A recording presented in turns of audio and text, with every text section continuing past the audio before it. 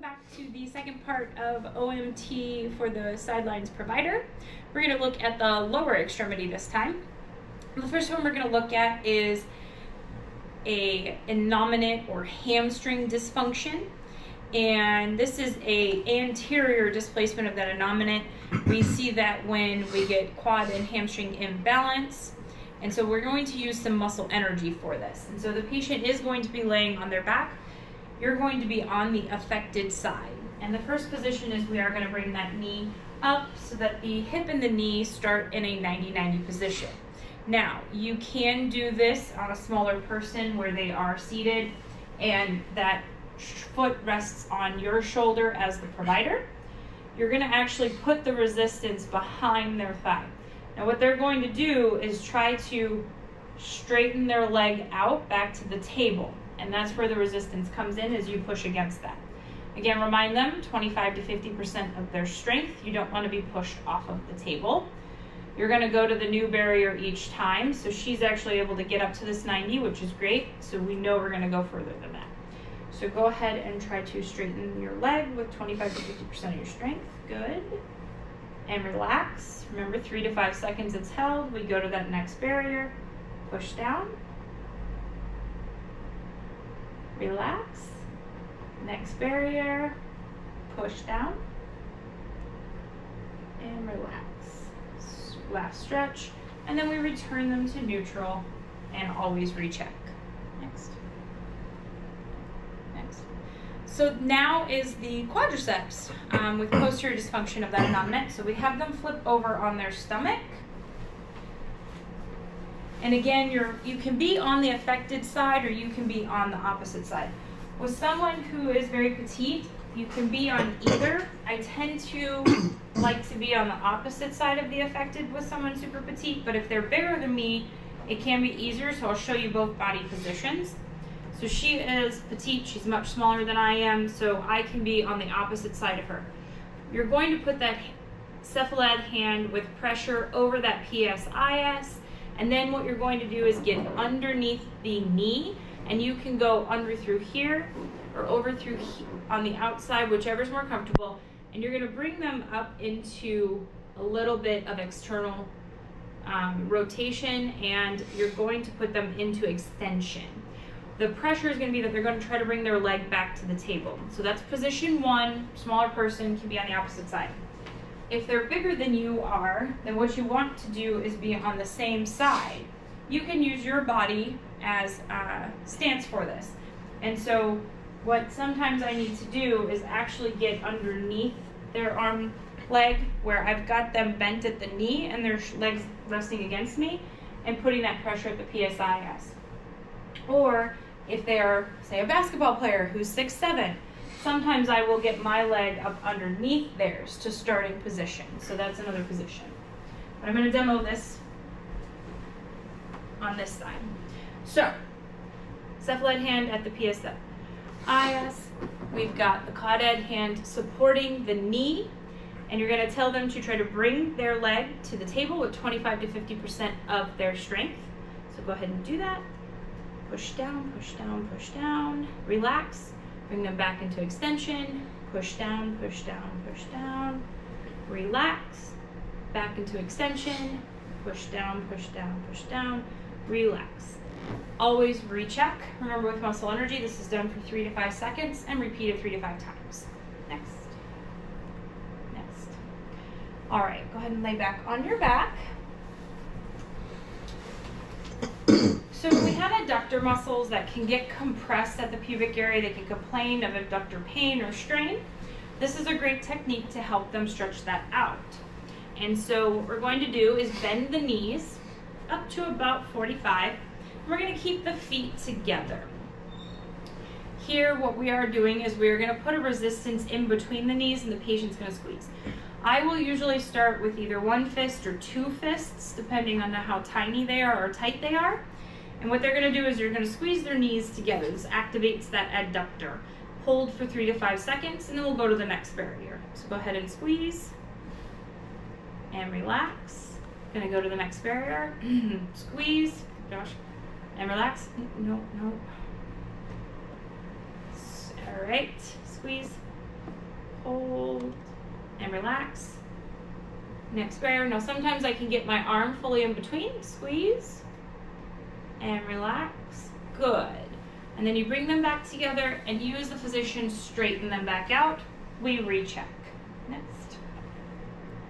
Now when we have right there adductor muscles, but they feel more gapped, they feel like they're tight in the posterior side, we're going to do the opposite to that. So again, they are going to be at about 45 degrees with feet together, and instead of having them try to squeeze out inwards, we're going to have them squeeze out. So you do open them up a little bit, and what I do is I usually will start with just one against my body, my hands on the outside, about 6 to 10 inches in between the knees, and you have them try to open up and push against you with 25 to 50% of their strength. Go right ahead. Push, push, push, push, push, relax. Go to that next barrier. Go ahead and push out. Push, push, push, push, push, relax.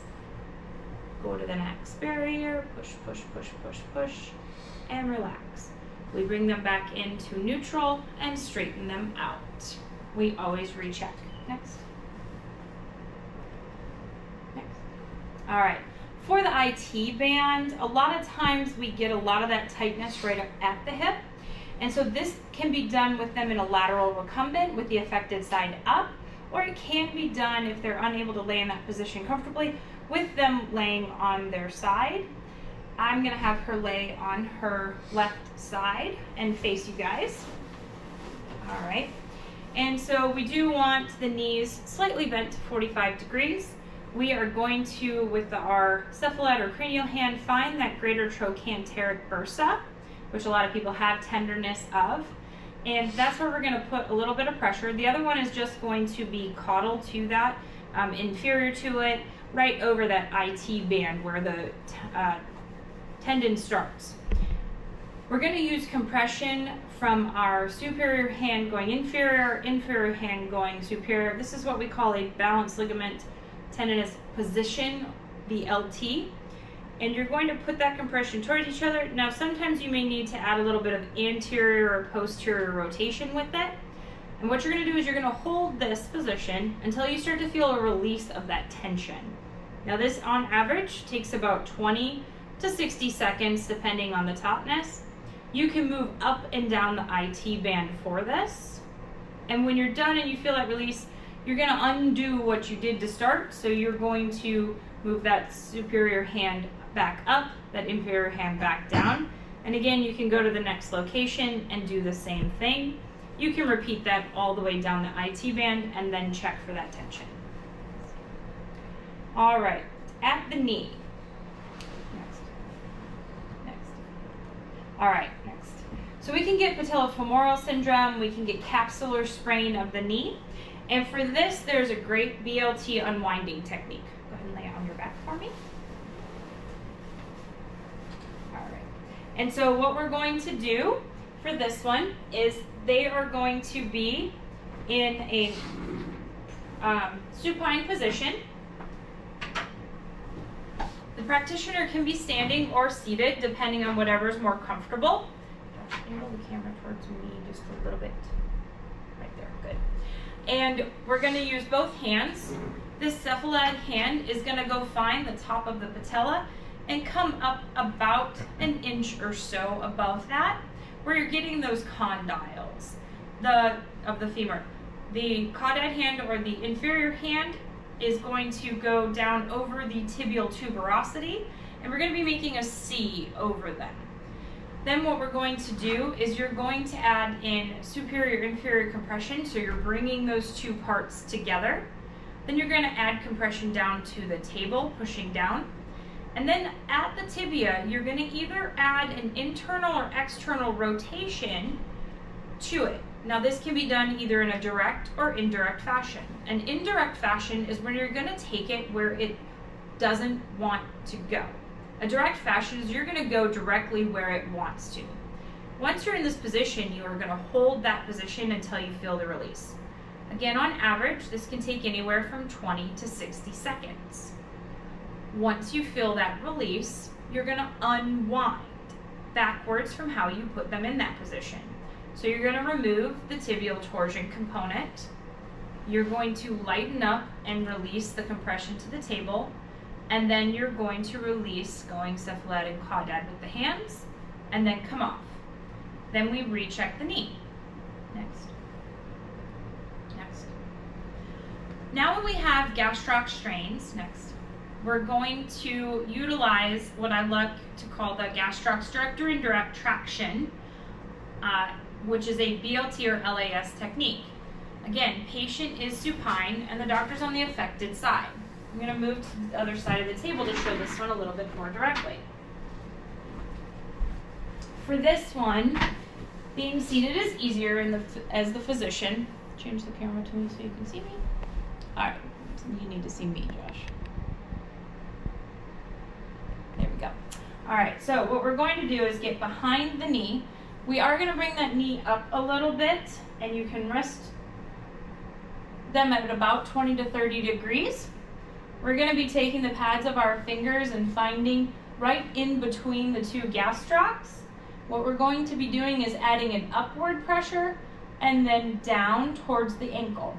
So the upward pressure goes towards the patella, then down towards the ankle, and we're going to hold this. Now sometimes you may feel like you need to add a lateral and medial force. You can go ahead and add that in if the tension is allowing you. This is held for 20 to 60 seconds.